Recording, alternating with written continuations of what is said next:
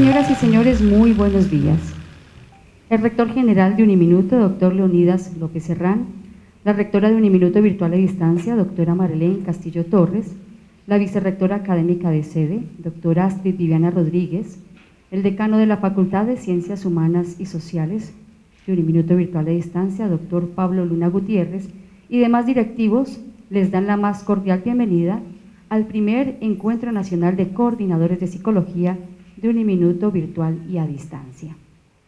Este primer encuentro convoca a los coordinadores del programa de psicología en las distintas sedes a nivel nacional: Bucaramanga, Cali, Buga, Potosí, Bosa, Villavicencio, Lérida, Barranquilla, Neiva, Urabá y sede principal, entre otras, con el propósito a nivel institucional de reflexionar sobre las nuevas oportunidades para formar psicólogos que respondan a los contextos y necesidades de nuestro país. Y a nivel profesional se constituyan una apuesta para consolidar espacios académicos de discusión alrededor de los fenómenos presentes en la formación del psicólogo de Uniminuto Virtual a Distancia, teniendo en cuenta la transversalización de procesos en todas las sedes que cuenta con este mismo registro calificado. Este primer Encuentro Nacional de Coordinadores de Psicología cuenta con la participación de reconocidos exponentes nacionales e internacionales con el propósito de reflexionar sobre los procesos de aseguramiento de la calidad de la educación superior, la relación entre la formación del psicólogo de Uniminuto Virtual y a Distancia y la praxis del profesional de esta disciplina a nivel regional, y la repercusión de los procesos administrativos de la Facultad de Ciencias Humanas y Sociales y del programa en la formación de profesionales en psicología. Saludamos a quienes nos acompañan a través de Renata y se unen a nuestro primer Encuentro Nacional de Coordinadores de Psicología en las distintas ciudades de nuestro país. Nos acompañan en la mesa principal el padre Noé Rafael Rivera Leiva, capellán de sede, el doctor Hugo Cerda, el doctor Pablo Luna Gutiérrez, decano de la Facultad de Ciencias Humanas y Sociales de Uniminuto Virtual y a Distancia. Me permito leer el orden del día. Primero, Himno Nacional de la República de Colombia. Segundo, canción El Poder del Amor. Tercero, oración de acción de gracias a cargo del padre Noé Rafael Rivera Leiva, capellán de sede. Cuarto, instalación del evento a cargo del doctor Pablo Luna Gutiérrez, decano de la Facultad de Ciencias Humanas y Sociales de Uniminuto Virtual y a Distancia. Quinto, conferencia, una forma diferente de hacer investigación, competencias investigativas en la gestión del conocimiento, a cargo de nuestro invitado, el doctor Hugo Cerda. Sexto, receso coffee break. Séptimo, mesas de trabajo. Octavo, plenaria. Noveno, almuerzo. Décimo, ponencia, la psicología en Urabá, crónica de una muerte anunciada o de una promesa esperada, a cargo del docente Hernán Nieto. Décimo primero, guías y microcurrículos, a cargo de Norma Hernández, coordinadora de desarrollo curricular. Décimo segundo, el modelo educativo de Uniminuto Virtual a Distancia, a cargo de John Jairo Rodríguez, coordinador del programa de comunicación social de Uniminuto Virtual a Distancia. Décimo tercero, aulas virtuales, a cargo de la psicóloga Paola Carvajal, docente de Uniminuto Virtual a Distancia, mejor evaluada para el periodo académico 2013-50. Décimo cuarto, mesas de trabajo. Décimo quinto, plenaria de síntesis sobre las mesas de trabajo. Décimo sexto, cierre y conclusiones. Muy buenos días para todos. Hemos podido compartir durante ya mucho tiempo a través de videoconferencia, pero me alegra mucho podernos ver hoy aquí y poder en estos 3 días debatir algunas ideas que creo que van a ser importantes para nuestros procesos. Como lo anotaba el padre, necesitamos trascender y ese es un trabajo de cada uno de nosotros como coordinadores, como profesores, como estudiantes o como personas que nos apasiona la psicología. Agradecerle a la doctora Marilén Castillo Torres, rectora de Uniminuto Virtual a Distancia, a la doctora Astrid Viviana Rodríguez, vicerrectora académica de Uniminuto Virtual a Distancia, personal administrativo y demás colaboradores, que con su apoyo y liderazgo abren caminos para que la psicología cada día construya momentos de reflexión y discusión. En este gran amor por formar psicólogos que dinamicen el conocimiento, rompan esquemas, que se atrevan a replantear teorías y sobre todo que tengan la capacidad humana de incidir en las necesidades y oportunidades que nos plantea la sociedad, siendo estas trampolines para generar espacios de bienestar. Apreciados coordinadores del programa de psicología, Bucaramanga, Lérida, Potosí, Villavicencio, Apartadó, Buga, Cali, Chinchiná, Bosa, Barranquilla y Neiva, profesores, estudiantes e invitados de las diferentes sedes. Reciban un fuerte agradecimiento por su presencia, por su compromiso y entusiasmo en este emocionante reto que nos ha puesto Dios y la vida.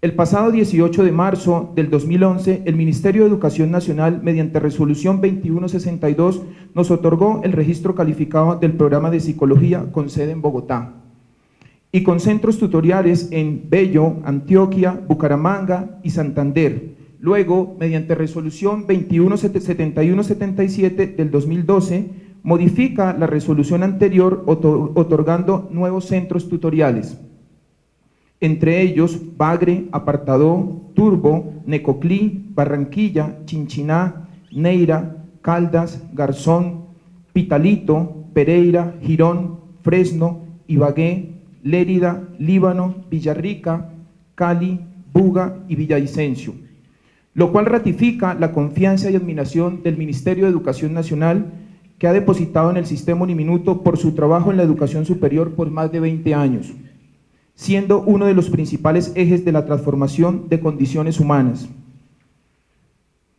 En la actualidad estamos operando en más del 85% de los sitios mencionados, con más de 4.856 estudiantes entre primero y 10º periodo académico, algunas sedes con periodos de 6 meses y otras de 4 meses.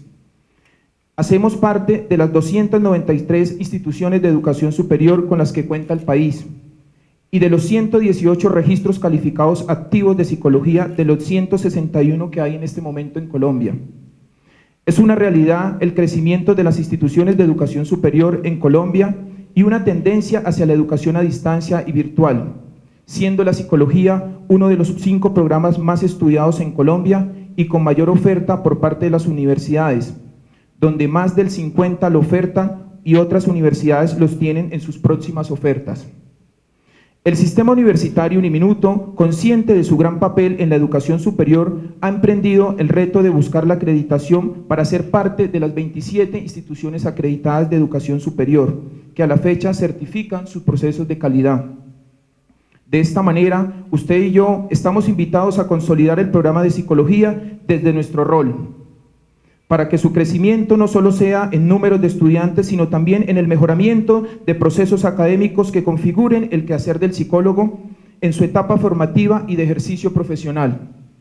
El próximo mes de diciembre del presente año estaremos entregándole al país los primeros egresados de psicología, profesionales con la capacidad para competir con egresados de otras universidades, como lo han venido demostrando en sus respectivas prácticas profesionales, pero también conscientes que el entorno laboral cada día es más exigente por los desafíos y la competencia, siendo estos lineamientos que deben ser estudiados cada día para seguir fomentando el conocimiento y las habilidades de nuestros educandos y así posibilitarles grandes herramientas para transformar los espacios en los cuales han decidido aportar.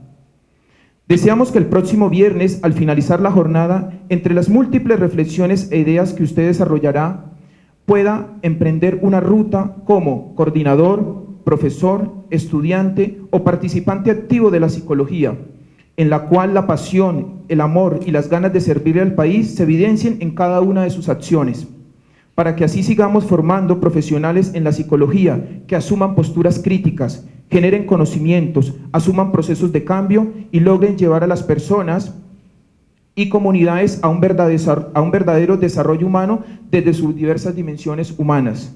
Sean todos ustedes bienvenidos.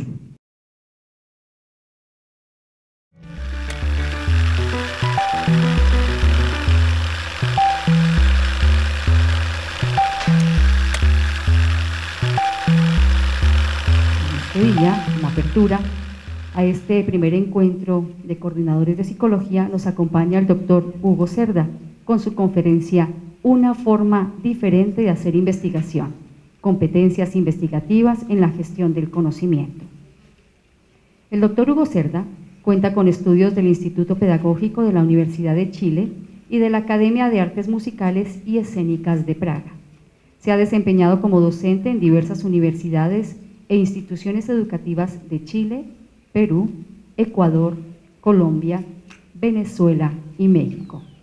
Ha participado en numerosas investigaciones como director, docente, asesor e investigador en varias universidades e instituciones de Bogotá.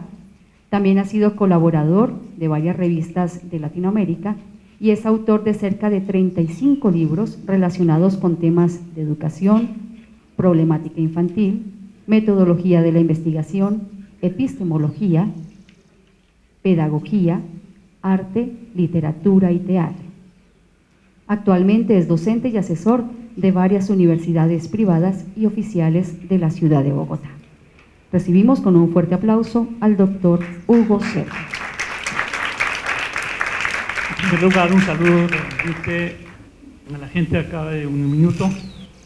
Y aprovechando rápidamente, yo voy a dictar un seminario taller para ingeniería que comenzamos hoy día de 2 a 6 de la tarde y continuamos mañana. Coincidió el hecho de que realmente doctor acá en psicología me hiciera efectiva una invitación, más que nada para conversar, dialogar sobre el tema, un tema tan complejo, tan extenso como el tema de la investigación científica. Yo que más que nada toda la vida he sido un investigador. Yo realmente quizás para ustedes les llama la atención que no hubiera dictado clases de metodología de la investigación. Más bien la pedagogía la he hecho a través de mis libros y seminarios, talleres, eventos y una serie de actividades activas, porque he sido muy discrepante, he sido cuestionador permanente de la forma de abordar, de resolver el problema de la investigación científica en la Universidad Colombiana. He sido un permanente desadaptado, crítico, duro de las instituciones, pero a su vez, paralelamente, he tratado de contribuir a la solución de muchos problemas de tipo académico, científico, técnico, con relación al desarrollo de la investigación científica. Si bien yo acá en las diapositivas hay un título que yo pensé desarrollar, pero dado que realmente el tiempo escrutado para mi trabajo es muy mínimo, voy a hacer salpicar una serie de diapositivas en la medida de que yo vaya desarrollando una línea de explicaciones y de análisis de una problemática que para mí realmente ha tenido una gran significación en mi vida. Yo soy de origen chileno, he estado vinculado como cerca de 35 años con mucho cariño, con mucho amor a Colombia. Yo estoy casado con colombiana, tengo hijos colombianos, pero naturalmente he estado y hago barra a la selección de Colombia, pero también a la chilena. Entonces, ese hecho ha contribuido a que me esté muy vinculado, estrechamente vinculado, afectiva, científica, académicamente, un país que realmente yo lo he considerado más que una segunda patria, casi mi primera patria. Para mí, el hecho de que viaje a Chile, esté en contacto, el afecto para mí es determinante, el afecto humano del pueblo colombiano es determinante para realmente plantear este hecho de identificación.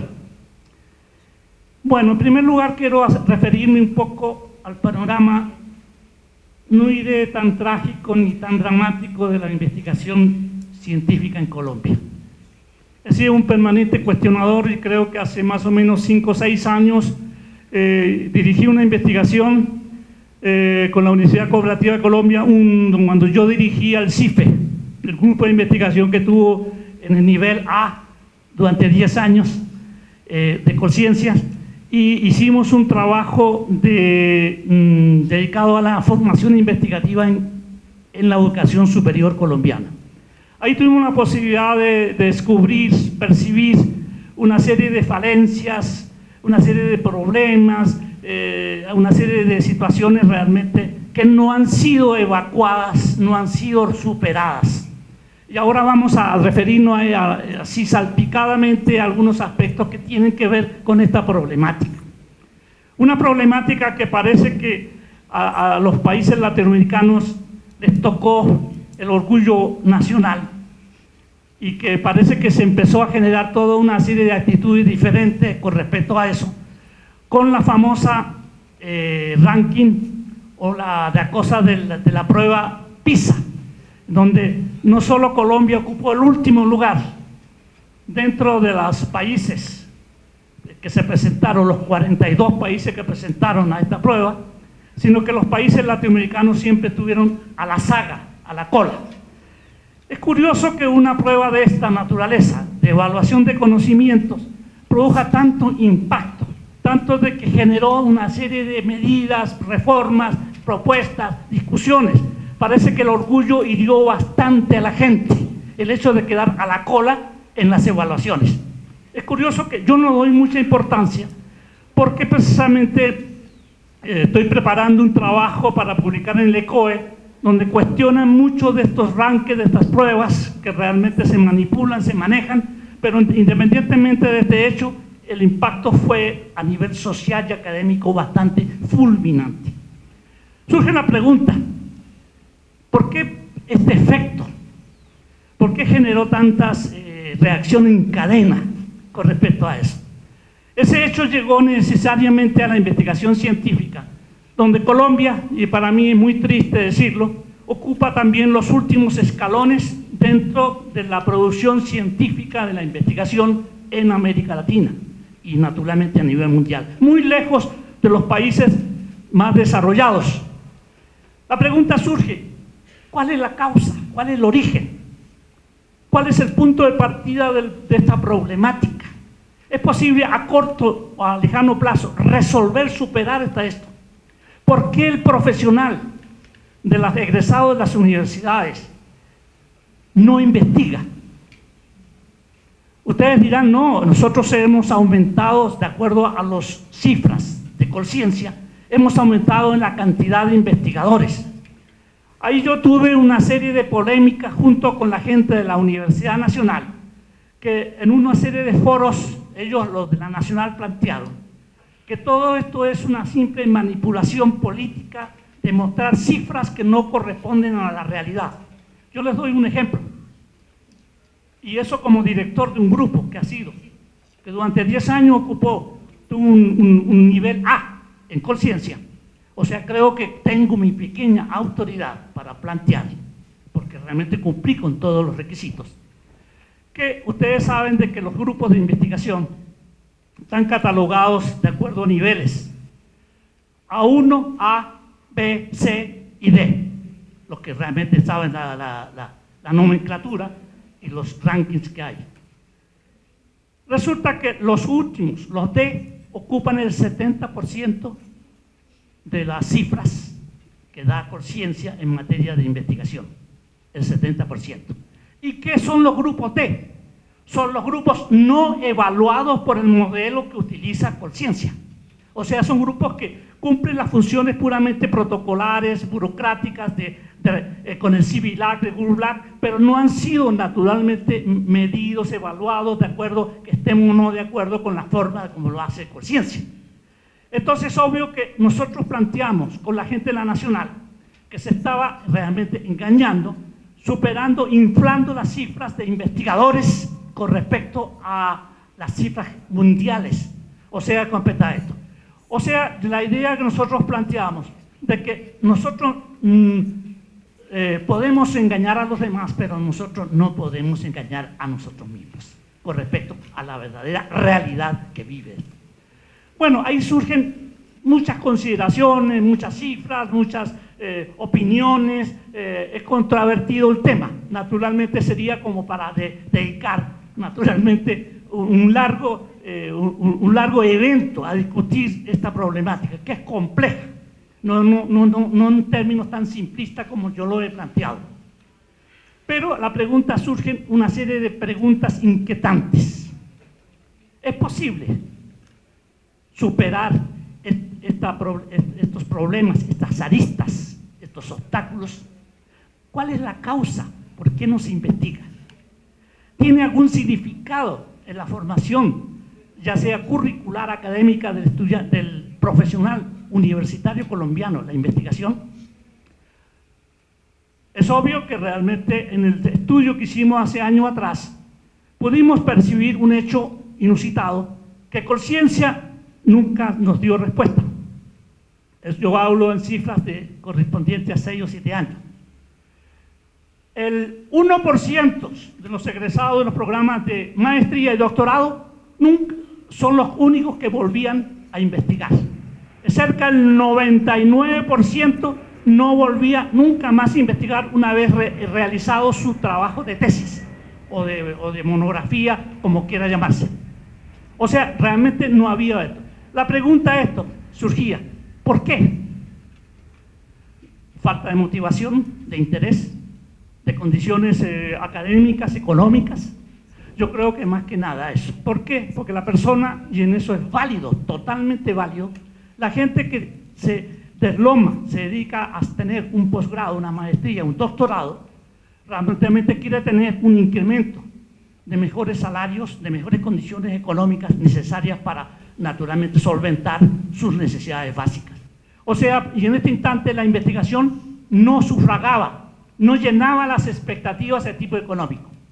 Yo lo digo eso porque yo he vivido 35 años investigando y naturalmente no he superado los límites de cualquier remuneración académica universitaria, nada especial, a pesar de que yo realmente he sido bastante conocido por libros, publicaciones o trabajo. No me ha inquietado ese hecho, me parece que es una realidad que hay que aceptar. El hecho de que realmente la gente no quiere investigar porque no hay condiciones objetivas para hacerlo. Eso me ha hecho repensar en qué medida nosotros modestamente podemos contribuir a través de todo este tiempo a superar todas esas limitaciones. Uno de los aspectos que yo quiero, naturalmente esos aspectos, además de la problemática de esta señalado, es el enfoque que se ha dado a la investigación.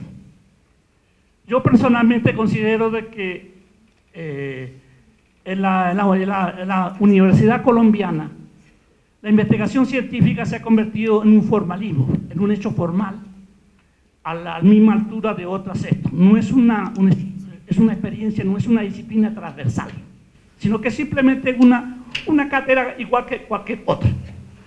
El hecho de vivir. ¿Y qué pasa? Es eminentemente de tipo informativo más que formativo. O sea, realmente el estudiante se le llena la cabeza de técnicas, métodos, formas y una serie de aspectos que aún a veces no tiene la posibilidad de aplicar en la práctica.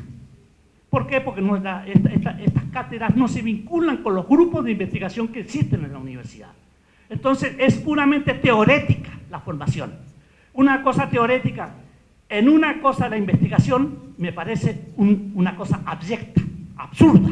¿Por qué? Porque la investigación científica es una práctica social individual que genera nuevos conocimientos, y esos son los elementos que distinguen cualquier investigación.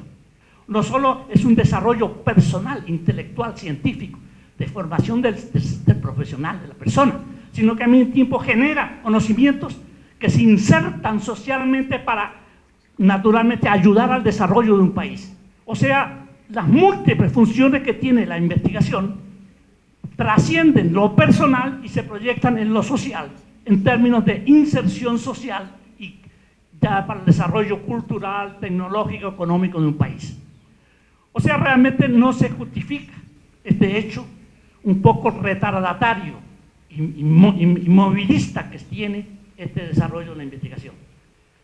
Yo realmente en eso, por eso que no me he despegado, yo he trabajado mucho en la formación de investigadores, pero desde fuera, no al interior de las universidades, a través de cursos, seminarios, talleres y diversas instancias. Y mis trabajos han estado orientados un poquitito en esa dirección, fundamentalmente. Como dije, realmente es evidentemente una formación de tipo informativo, no formativo. ¿Y qué significa formar? Formar significa incorporar el bagaje de información, incorporarlo como parte personal y cambiar de actitud, de conducta, de forma de pensar, de actuar. O sea, la formación no es una mera información, que es puramente, requiere un poco de memoria, de información. La formación hace parte de la transformación interna del ser humano. Y eso, desgraciadamente, no se ha podido hacer. Por eso que yo siempre he estado convencido que la investigación, más que un aprendizaje de memoria, de una serie de técnicas, de una serie de métodos, es un problema de actitud. Actitud emotiva, intelectual, qué sé yo, de todo tipo de cosas que realmente era esto.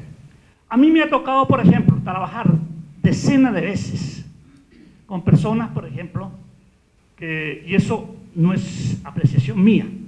El doctor Posada, director de la Asociación Colombiana para el Avance de la Ciencia, donde he estado vinculado, él siempre ha dicho lo siguiente, que algunas veces me da la impresión, dice el doctor Posada, de que aquí no hay científicos, hay técnicos de la investigación. ¿En qué sentido? Decía, es que el científico se involucra, hace parte de todo el proceso vivo, desde que se comienza a plantear el problema del científico hasta que culmina y se aplica los resultados. Ese es un científico involucrado. No es un técnico que dice, oiga, ¿yo qué tengo que hacer? Tabular, hacer una serie de cosas como estadígrafo, hago esto y punto, ya está luego, evacuado. Y se desliga totalmente del proceso problemático de la investigación. Ese hecho lo decía el doctor Posada a propósito en un evento que realmente nosotros debemos, lo igual que decía el doctor Rodolfo Ginás hace años atrás, que decía que realmente hace falta que nosotros formemos una mentalidad de científicos, que no necesitan necesariamente sean unos eruditos, unos de la técnica de investigación, sino que tengan conciencia científica. Lo que nosotros, el Bachelard hablaba del espíritu científico, que realmente yo sé que cuesta.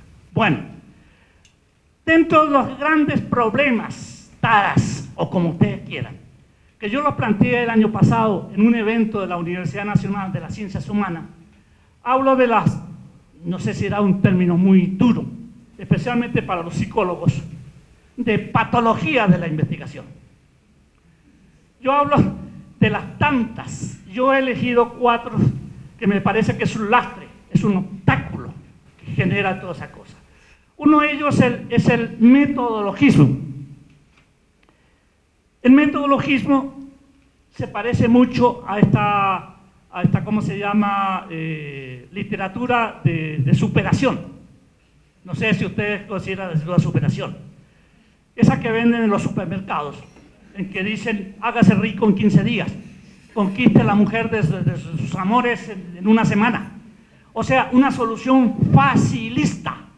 Le señala los pasos, no el proceso complejo que implica llegar a hacerlo, sino que le dan unas soluciones rápidas, efectivas, para que se salte toda esa instancia fatigosa y aburrida de desarrollarlo. Por eso que aquí yo hablo de la metodología como solución a todos los problemas. Hay un problema, un método. Un método ya, qué sé yo, reducido a los límites técnicos que implica un método qué sé yo, que no cerrado, no abierto. Un recetario metodológico. Y no ya hablo de un recetario de cocina, porque hoy día los chefs son lo más creativo del mundo. Ellos mezclan con mucha facilidad un ingrediente y el otro, con mucha facilidad, y nos dan margen a un resultado, una comida exquisita, naturalmente. Son creativos, inventivos, innovadores, naturalmente. Otros aspectos es, estos recetarios se aplican a todos los casos particulares, o forma una general aplicado a todos los casos particulares. Es una forma de evitar de estudiar cada caso en particular y abordarlo desde el punto de vista particular de esa solución. Esos aspectos naturalmente de ese metodologismo que hace que realmente está lleno, desgraciadamente, algunas publicaciones. Yo desgraciadamente, no sé si inconsciente o inconscientemente haber caído en el mismo juego. Precisamente, ustedes creo que utilizan un trabajo mío que se llama Cómo elaborar proyectos. Un libro que escribí hace 15 años, pero de ahí han pasado muchos años y ha habido muchos cambios.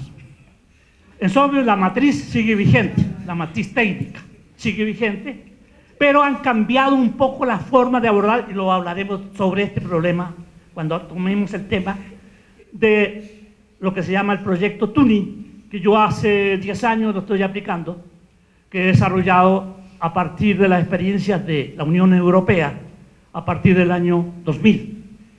El Tuning naturalmente se aplica en toda Latinoamérica, y yo no explico por qué no ha tenido el desarrollo en Colombia, a pesar de que la Asociación Colombiana para la Asociación de Universidades hay una persona encargada de ese asunto. Pero en todos los países hay un incremento, un desarrollo. No creemos que sea el método exitoso, pero sí la forma diferente de abordar y no de enredarse en ese metodologismo. Es un metodologismo facilista, enredado, que cada vez se inventa más. Oiga, y en eso, no sé si voy a herir susceptibilidades, pero desgraciadamente un poco responsables de ese hecho son los propios profesores de la metodología de la investigación.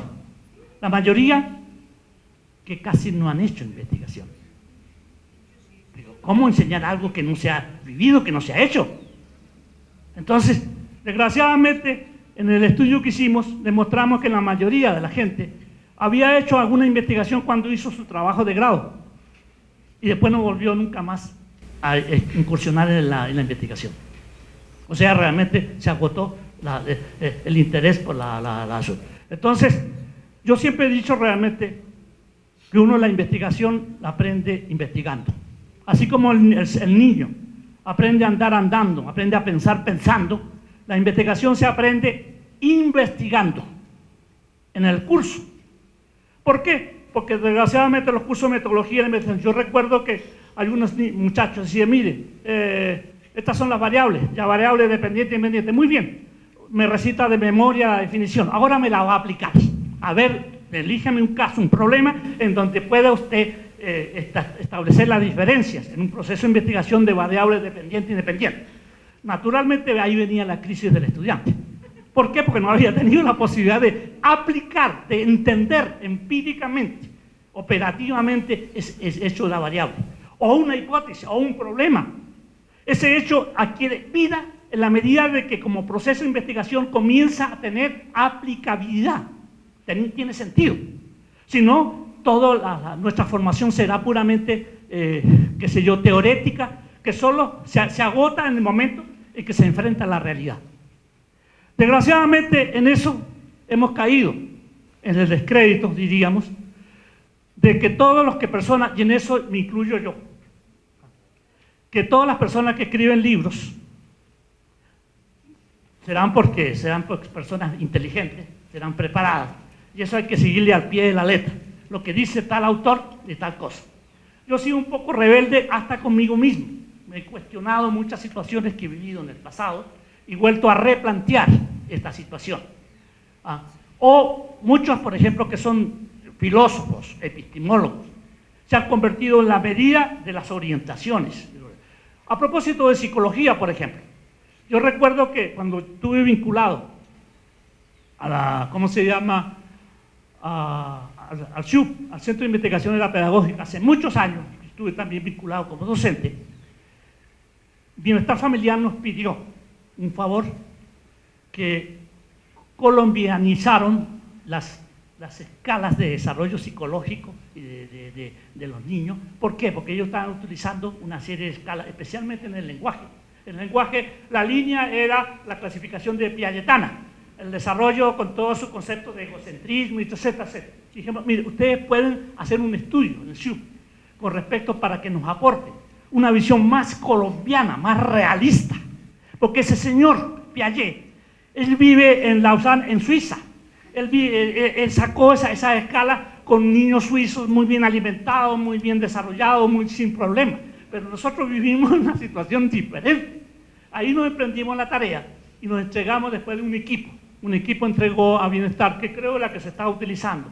Y después se siguió ese tipo de trabajo. A mí me parece válido.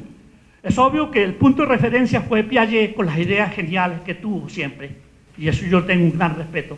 Pero en la medida de que se fue desarrollando aspectos ya tan específicos como el desarrollo de psicología del niño, especialmente del lenguaje, hizo que realmente se aportaran una serie de cosas. Yo creo que es parte de la tarea de ustedes también, investigar, buscar, darle un sello de identidad colombiana en muchos aspectos.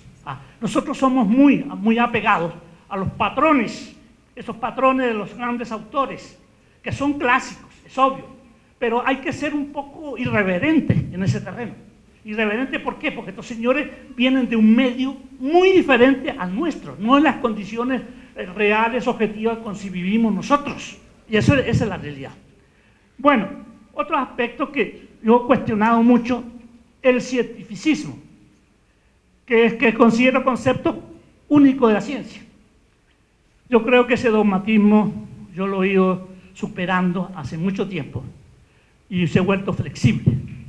Yo en broma siempre me digo, yo soy un socialdemócrata de la ciencia, abierto, así abierto y toda la cosa. O sea, todo lo que es válido para el trabajo que estoy haciendo, bienvenido. No cerrarse en dogmas, en elementos, entes que solo lo único que hacen es hacer perder la visión de otras realidades, diferente a la nuestra, abierto, abierto en este sentido, para enriquecerla con respecto a eso. Y el cientificismo alguna vez se cae en eso, con la preeminencia de la ciencia sobre el resto de las disciplinas. Esa ha sido una cosa con la vieja, y que a propósito yo tengo que analizar el tema en ingeniería en la tarde y mañana, a propósito de un tema que a mí nunca me gustó, a pesar de que yo escribí hace años un libro, se llama La investigación total, sobre los conflictos entre la concepción cuantitativa y cualitativa. Mire, yo realmente en el grupo nuestro prohibimos al grupo nuestro mencionar lo cualitativo y lo cuantitativo. Utilícenlo algo, no le coloquen los adjetivos antes de utilizarlo, utilicen los elementos, porque eso cuestiona al decir, esta investigación de cualitativo ya está condicionando. Entonces nosotros eliminamos toda identificación previa, predeterminada de ese hecho. Ese cientificismo naturalmente ha hecho que la ciencia es la única respuesta, no deja a un lado las ciencias sociales, las ciencias humanas, que pertenecen a ustedes, la filosofía, y todos los hechos que algunas veces son anecdotarios algunas veces para las ciencias naturales. Yo creo que ese cientificismo no es en cierta medida un elemento limitante del desarrollo de la ciencia. El teoricismo, que ya habíamos mencionado, todo teorético, todo lo que lean los libros de esto. Algunas personas son raspadores de libros, no asimilan. Por ejemplo, uno dice, yo tengo que tomar ese tema y lo vamos a cuestionar también, el marco teórico, el marco conceptual. Ustedes seguramente les ha tocado mirar, yo he revisado cantidades, centenares de trabajos de grado. Los trabajos de grado son en 99% así, y el trabajo es chiquitito, sí, pequeñito. El otro, ese es el marco teórico, lo vamos a ver ahora. Pero ¿qué entiende por marco teórico de una investigación? Agotar los conocimientos humanos sobre el tema. Ahí viene la gran confusión, olvidando de que el eje determinante de una investigación es el problema. Si no hay problema, no hay investigación. Eso es una cosa de él. Lo otro se ha convertido con temáticas. Y aún las universidades han cometido el error de hablar de líneas de investigación, cuando no son líneas de investigación, son líneas temáticas. ¿Por qué? Porque la investigación implica necesariamente un problema, una problemática. Si no hay problema, problemática, no se justifica investigar cuando nosotros por otras vías podemos resolver el problema, ¿no es cierto? Ese es ese hecho. O sea que prácticamente la metodología, como vamos a ver, gira en torno al problema. Todo en función del problema. Aún ese supuesto marco referencial o teórico de una investigación. Sino es fundamentalmente lo que se sabe o lo que no se sabe sobre esos problemas. Lo que se dice o lo que no se dice. Lo que se plantea, pero el eje, el tronco, el eje fundamental, pivote, es el problema. Después viene el problema cuantitativo y cualitativo, que para mí ya es una discusión ociosa. Nosotros la dejamos de lado porque la tratamos de resolver, de hecho, utilizando todos los medios. ¿Por qué? Porque es alimentar los prejuicios entre las ciencias naturales y las ciencias sociales y las ciencias humanas, que algunas veces generan una serie de conflictos absurdos, hasta infantiles, con respecto a eso. No, esta es una investigación de tipo puramente cuantitativa, eso no sirve, porque eso de medir, cuantificar un hecho que no es cuantificable, bla, bla, bla, que comienza toda una serie, a generarse una serie de cosas. Me parece que es una controversia, una discusión inútil, en vez de ir fundamentalmente utilizando todos los medios que la investigación nuestra. Yo, por ejemplo, a pesar, soy informador, formado como comunicador, como educador, como de toda la cosa, utilizo la estadística hasta la matemática con todas las cosas, pero con las medidas, no matematizando y todas las cosas. Yo soy convencido de que se debe existir una correspondencia y una articulación entre todas esas instancias. ¿Por qué? Porque el criterio de verdad es el nivel último que nosotros debemos utilizar con respecto a eso. Bueno, sigamos en todas esas cosas. Yo realmente en eso, la parte... Bueno, aquí le voy a leer rápidamente. El científico proclama que la ciencia es la única forma de saber confiable, afirmación vaga y general, hasta que tengamos definiciones más precisas sobre lo que es ciencia y la forma de saber. Oiga, si nos ponemos a hablar qué es ciencia, qué no es ciencia, vamos a estar un año discutiendo sobre ese hecho. Al fin y al cabo, diríamos, más fácil diremos, todo es ciencia, todo sirve, en la medida de esto. Ya. Será un poco cínico decirlo, pero todo sirve. Bueno, el cientificismo solo acepta el discurso científico mientras sea comprobado y radica el discurso filosófico porque para estos es difícil comprobarlo racionalmente. La ciencia y su método experimental será la única forma seria de investigación. Esos son los planteamientos que realmente el cientificismo plantea y que realmente no quiero llegar porque por eso yo podía irme para el otro lado a plantear en forma ya diferente. Digamos.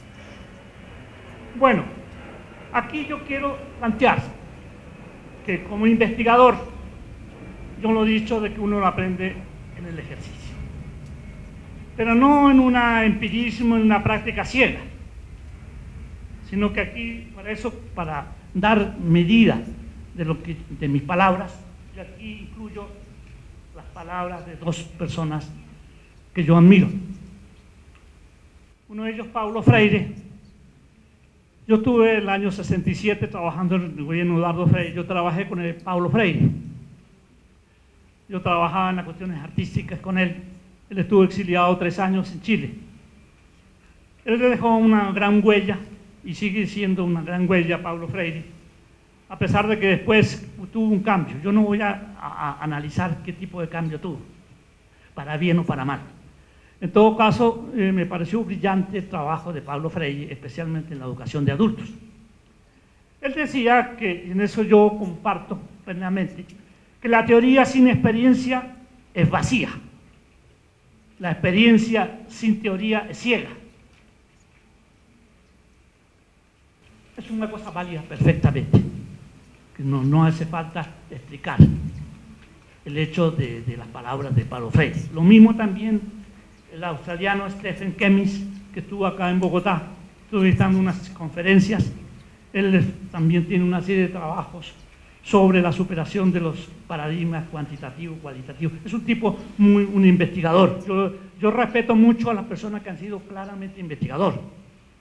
Dice, las prácticas cobran un significado cuando se teoriza sobre ellas, y las teorías adquieren una significación histórica, social y material cuando se practica. Eso es un hecho conflictivo, porque se ha cuestionado, por ejemplo, al maestro, y en eso lo hemos discutido nosotros en el distrito y en la misma nacional también, que el maestro colombiano en algunos casos es eminentemente un empírico, un práctico, que realmente no genera, las experiencias no se revalúan, no se acumulan para generar un cambio cualitativo de esa experiencia, de esa práctica, sino que repiten mecánicamente ya todos los elementos durante la misma cosa. Yo conozco gente que ha hecho la misma clase, algunos maestros primarios fuera, toda la vida, el mismo esquema, el mismo modelo, la misma materia y todas esas cosas. Entonces es un rutinario, naturalmente, que no contribuye en cierta medida a un cambio, porque las personas que educan cambian, el mundo cambia, y uno debe también adecuarse a esos cambios. ¿Sí? Bueno, aquí yo quiero replantear el viejo esquema que seguramente ustedes conocieron en el libro de ¿cómo se llama? Cómo elaborar proyectos. No ha cambiado en muchos aspectos de la matriz, pero hoy día se está planteando, especialmente a partir de las experiencias, ya hace unos del año, de la década del 90, y después posteriormente el 2000, con el famoso reunión de Bolonia en la Unión Europea, un replanteamiento de la forma de abordar no solo el problema de la educación superior, sino que entre ellos implicaba la investigación científica. ¿Por qué? Porque Europa se estaba quedando atrás con relación al desarrollo de Estados Unidos y de los países asiáticos, y entró en crisis. No solo en crisis económica, ustedes saben que ha enfrentado una crisis económica, pero sino que se dio cuenta de que la Universidad Europea había caducado en su forma de resolver los problemas científicos, y eso lo colocaba a la saga en tercer lugar con relación al avance de los países en Estados Unidos y los países asiáticos. De ahí vino el famoso proyecto de Bolonia, y entre ellos el Turing, que es una forma, especialmente vamos a ver, de competencias, y se empezó a hablar de competencias investigativas. No el término como se ha querido plantear un poco tecnologizantes de las competencias. En cierta medida las competencias se comenzó en la década del 90, cuando se reformó el examen del ICFES. Se hablaba conocimiento en contexto. Los que han tenido, no sé, la posibilidad, no sé si ya tienen sus años, no tuvieron la posibilidad de conocer el nuevo planteamiento del examen del ICFES para ingreso a la educación superior. Entre ellos se comenzó con el término de competencias, o sea, saber en contexto. Y este señor acá fue uno de los responsables con punto de partida en la década del 90, Jacques Delors, que es un francés, un belga. La educación encierra un tesoro, donde planteó 5 premisas básicas que van a servir de base, posteriormente se van a reformar otros aspectos, entre ellos será la metodología de la investigación. Aprender a conocer, aprender a hacer, aprender a vivir juntos, aprender a hacer y aprender a emprender. Yo no voy a desarrollar, naturalmente, porque me llevaría, digamos, todo este tipo de cosas, porque eso lo pueden realmente, si están interesados, hay unas publicaciones de la UNESCO sobre el tema. Aquí se planteó una cosa de la competencia, que tiene que ver con la competencia de investigación. Y vamos a ver, nos vamos a derivar de la forma metodológica, dirían ustedes, de desarrollar la metodología de la investigación. ¿Qué es una competencia? Aquí vamos a utilizar la definición clásica de la UNESCO. Conjunto de comportamientos socioafectivos, actitudes y habilidades cognitivas, psicológicas, sociales y motoras que permiten llevar a cabo adecuadamente una actividad, una tarea, un oficio. Se parte del supuesto que para cumplir, desempeñar una actividad, una tarea, se requiere ciertos comportamientos incorporados en cuanto a actitudes, a comportamientos que tienen que ver, hagan parte de la formación del ser humano. Bueno, sigamos.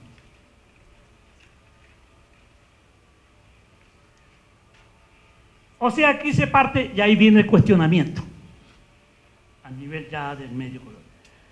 Que el eje principal de la formación estructurada por competencia es el desempeño entendido como el manejo que el sujeto hace de lo que sabe, no le interesa el por qué y para qué, sino el cómo y dónde.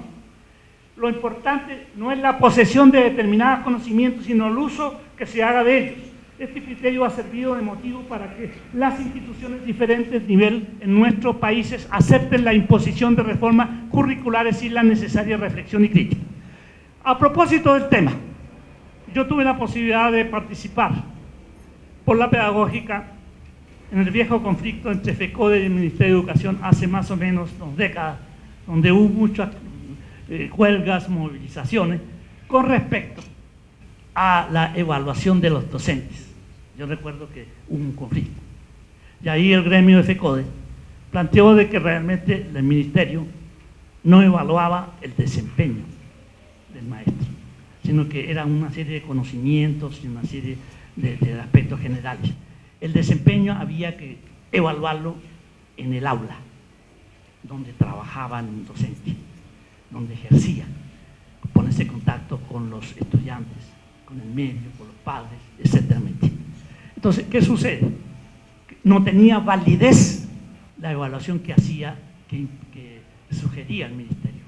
Y ahí vino el conflicto, hubo huelgas, paros y incomprensiones y todo con respecto a eso. A propósito de este hecho, que fundamentalmente hablaban de desempeño, o sea, la aplicación naturalmente en el contexto de todos estos conocimientos y todos estos aspectos. Esa de las competencias planteaba, y ahí estoy de acuerdo, que con eso se olvidó algo en las actuales visión de lo que es la competencia. El qué, y especialmente el para qué y el por qué. No puede uno perder la noción del por qué y el para qué, y hacerlo con la competencia se vuelve una cosa mecánica, como siendo yo ejercito, me desempeño a través de un conocimiento de determinadas actividades. Ese hecho ha permitido una serie de pugnas y discusiones, digamos. Ahora viene a decir, ¿qué es una competencia investigativa? La pregunta surge, ¿todo el mundo tiene esta competencia? ¿O hay que formarla? Naturalmente las competencias se forman. Nadie nace por generación espontánea con toda una serie de destrezas, habilidades, conocimientos para la investigación. Y especialmente las motivaciones de tipo socioafectivo, que son muy importantes. Capacidad para realizar todas aquellas actividades, funciones conceptuales, técnicas y metodológicas que exige un proceso de investigación desde su gestación hasta su culminación. Todo eso implica conocimiento, habilidades, valores, destrezas, actitudes y comportamientos armónicamente integrados para el desempeño exitoso en las distintas circunstancias del quehacer investigativo. Yo ahí, una época, desafié ese hecho. Las competencias investigativas son una cosa, diríamos, artificial. ¿Por qué? Porque la investigación es una suma de una serie de disciplinas que giran alrededor. ¿Es posible integrar el concepto de investigación? ¿Qué es investigación? Dice, ustedes digo, indagar, buscar, pero ¿qué se requiere para esto? se requiere un conocimiento de la metodología, conocimiento de la materia, conocimiento estadístico, conocimiento técnico, o sea, una serie de elementos que se juntan esto. Pero es posible integrarlo y convertirlo en un concepto único que es investigación. Ahí vienen los problemas, que no, algunos consideran que no era válido. Digamos. Bueno, aquí me voy a hablar del TUNI. El TUNI, y concretamente de las competencias, trabaja sobre base de 6 competencias básicas. Aquí yo estoy por fuera, no he incluido aquí la formulación de problemas. La formulación de problemas está arriba. Si no hay formulación de problemas, no hay problema, ninguna de estas cosas sirve. O sea, es prácticamente esto. En otro contexto sirve, pero en el contexto de la investigación no tiene ninguna validez. Veamos, ¿qué conocimiento buscar? ¿Cómo buscamos y seleccionamos este conocimiento? ¿Cómo sistematizamos y organizamos este conocimiento? ¿Cómo comunicamos este conocimiento? Y viene a trabajar juntos. El trabajo de investigación es un trabajo de grupo. Ya los Robinson Crusoe de la investigación, los científicos aislados totalmente con sus laboratorios solos por ahí, eso ya es cosa del pasado. Hoy día prácticamente es un trabajo interdisciplinario, de grupo, que se requiere integrar todas las experiencias y los trabajos de eso. Entonces, por eso que, y finalmente lo que señalaba la Unión Europea, saber aplicar la tecnología. Hoy día, nos guste o no, la parte informática, la comunicación digital, todos los aspectos tecnológicos hacen parte de nuestra vida y son facilitadores, son medios, no son fines, son medios facilitadores de nuestro trabajo investigativo. Uno no puede prescindir, naturalmente, de una base de datos, de un uso de un Excel, de un Word, o de Internet, o de cualquiera de las instancias que se da esto. Pero el problema es no convertirlo en un fin. Es un medio facilitador. El objetivo principal es resolver un problema en la investigación. Sigamos. Por ejemplo, ¿qué buscar? Temática, tema, objeto, problematización, problema. Es uno de los problemas, bueno decir, la gran confusión que existe entre tema, temática y problema. Y más todavía veremos objeto. Hay una confusión. La gente le cuesta mucho formular un problema. O sea, algunas veces cuando lo formulan lo hacen mal, que al fin y al cabo no es válido para un trabajo investigativo. Realmente. ¿Por qué? Porque el problema es conflicto, son antagonismos, es lucha de contrarios, son diferencias. O sea, es un obstáculo que uno tiene que superar para alcanzar un objetivo, ¿no es cierto? Es un conflicto. Porque si no fuera conflicto, ¿para qué lo investigamos? Mejor busquemos por otras vías rápidas, inmediatas, para resolver el problema. ¿Para qué vamos a dedicar un año, recursos, tiempo, cuando podemos resolver por otro lado? Por eso que la investigación es válida cuando aquella se agota, cuando no es posible por ese lado. Nosotros acudimos al medio investigativo, naturalmente. Por eso que tiene utilidad. Por eso que vuelvo a decir, sigamos, pues,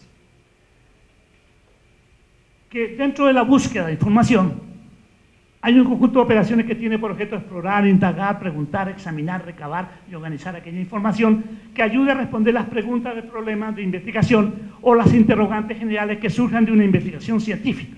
A fin y al cabo, uno buscamos y, como diríamos, Picasso decía, el que busca encuentra.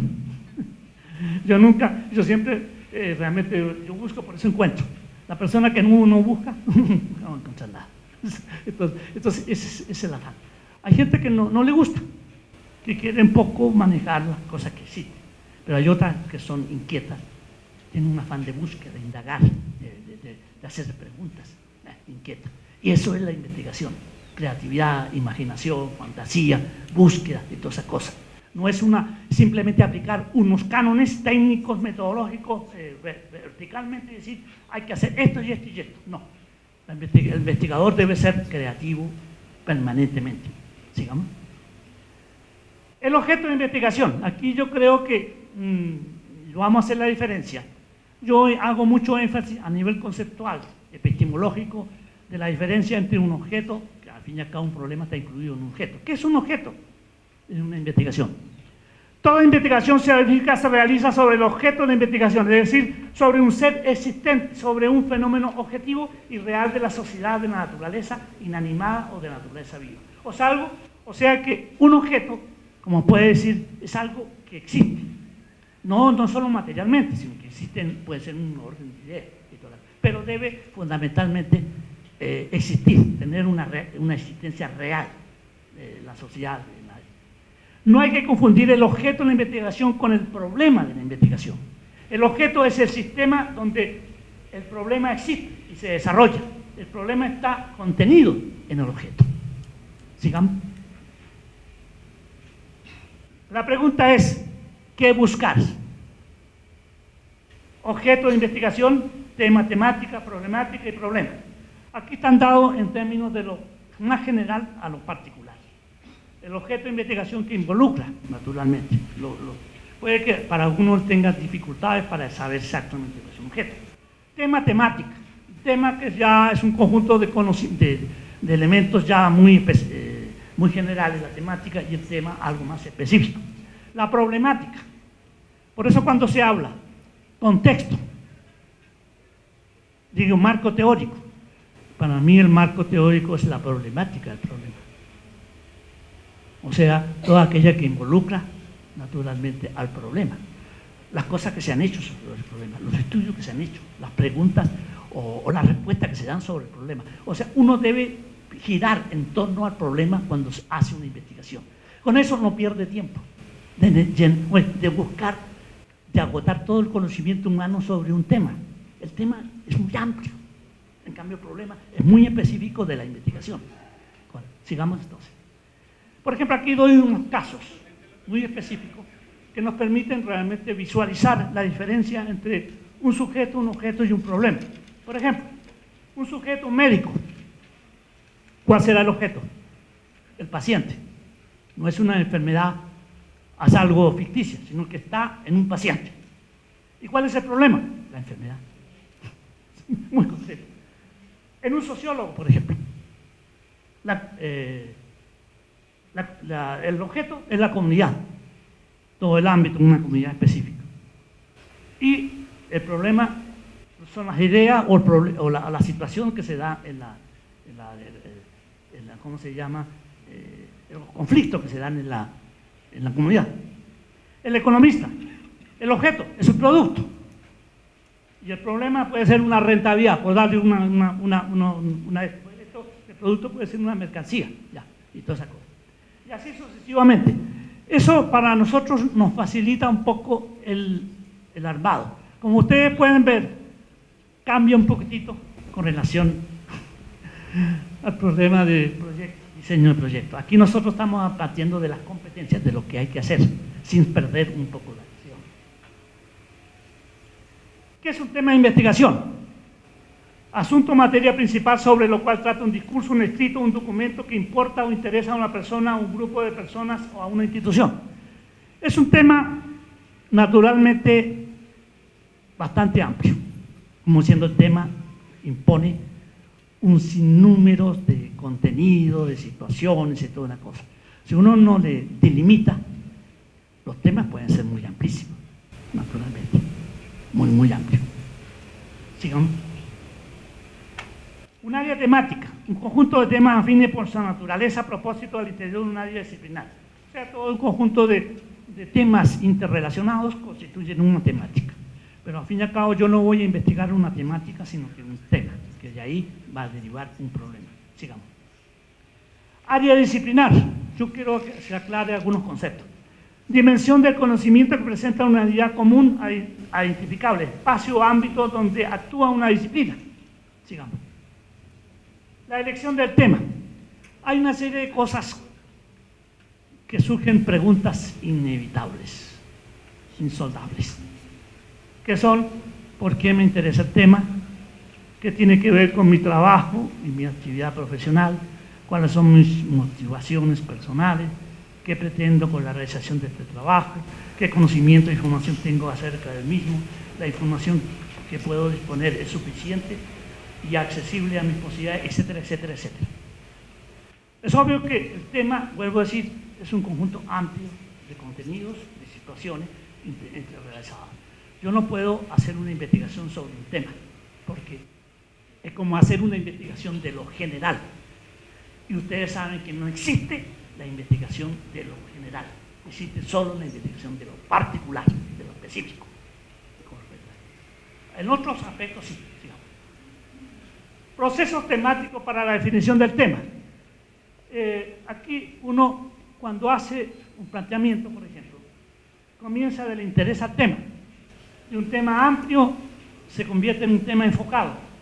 De un tema enfocado comienza a hacerse preguntitas, especialmente con preguntas de tipo contradictorias, ¿no es cierto? Cuestionadoras, conflictivas.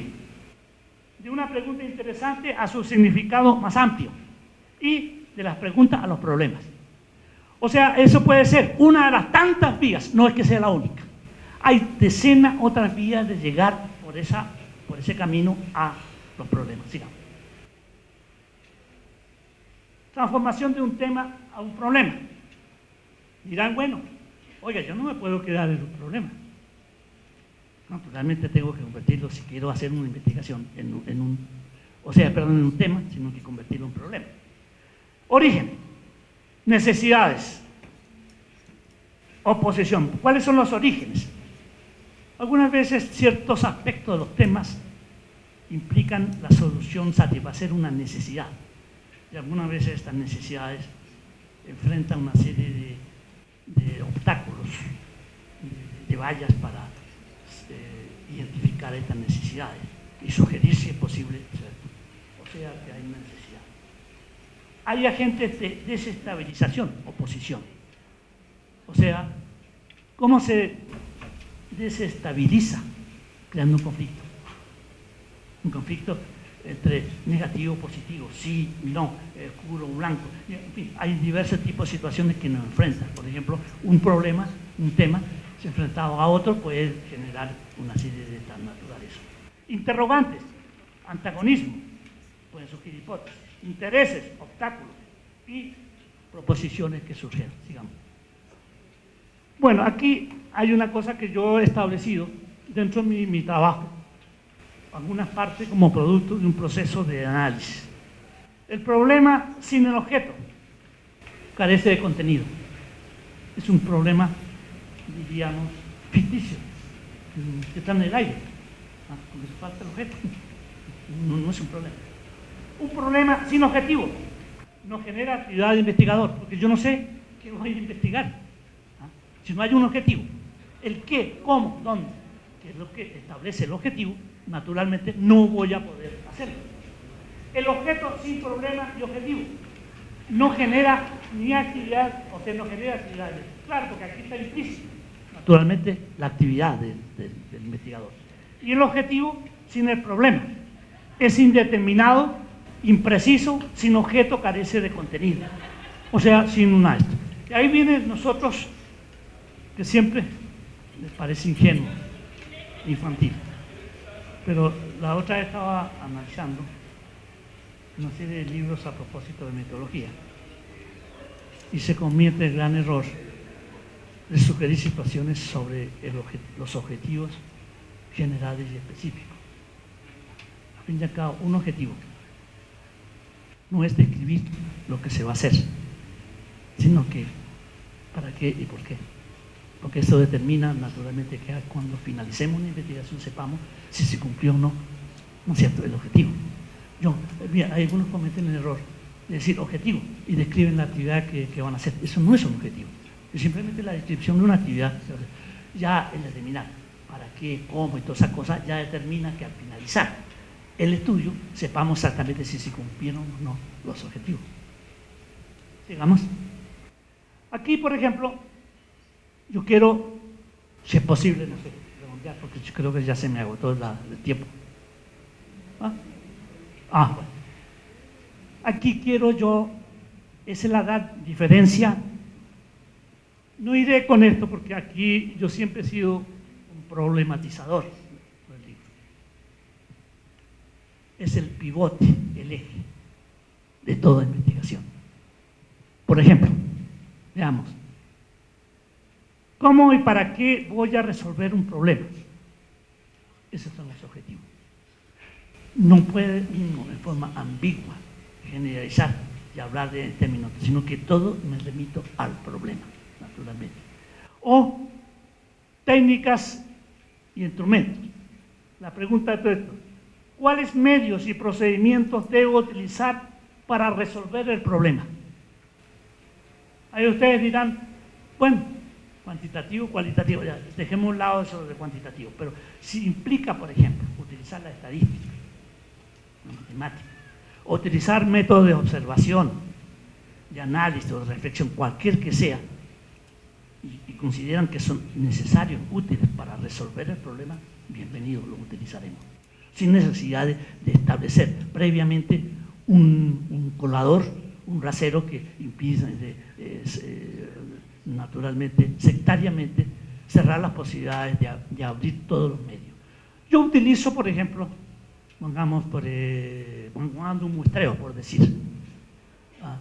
Un muestreo, por ejemplo, para la selección del muestreo, que puede ser naturalmente ya de índole ya de tipo estadístico o no estadístico,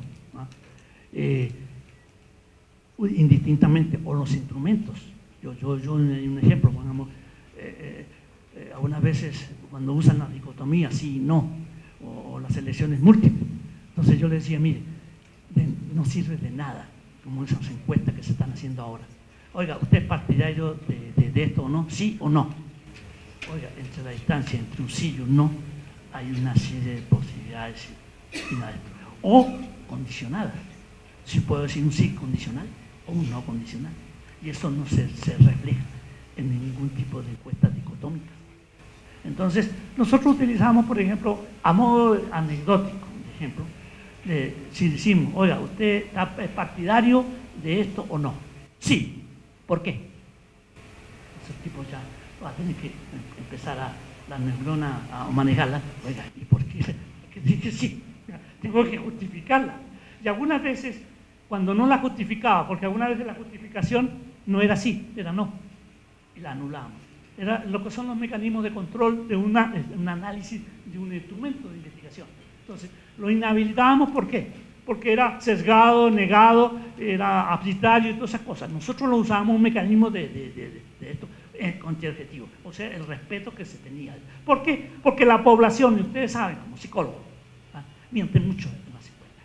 El problema de imagen, de autoestima, algunas veces, como el caso, por ejemplo, cuando vino el doctor Seques de España, nos daba una cosa muy simpática con respecto a los estudios que hacía de los españoles. Y perdone que, no sé si será ya un poco grosero lo que voy a decir con respecto a eso.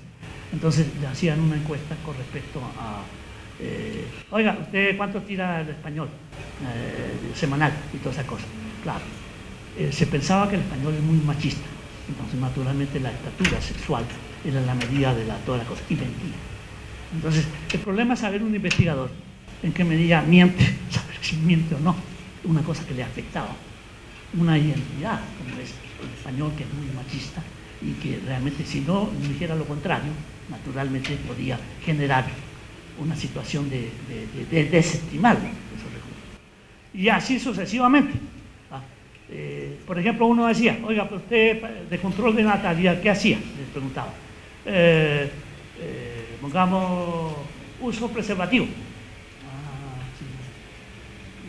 ¿De qué marca? ¿Cómo es? El tipo no sabía, oiga, no me acuerdo. ¿Y qué? ¿Se lo compra la mujer acaso? ¿No? Entonces se burlaba el investigador para tratar de caer en el juego mentiroso. No hablemos ahora de las encuestas que estaba haciendo. Yo dudo un poco, dado especialmente de las opiniones de la gente, que en la medida que frente al entrevistador